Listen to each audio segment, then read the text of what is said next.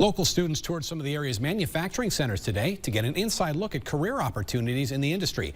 Aaron Stuvey caught up with the group to learn what students are looking to learn about and what their teachers want them to take away from the experience.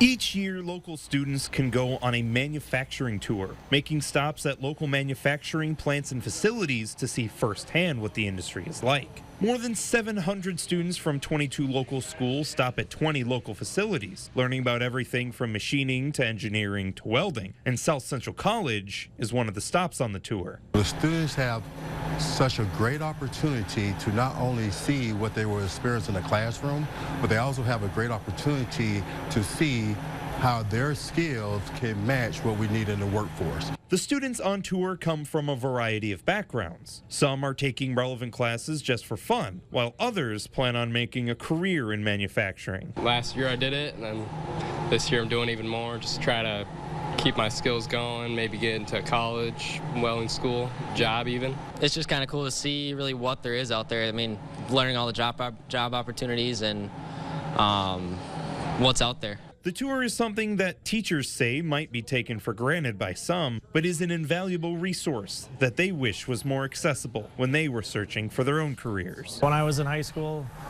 these big buildings were big and scary.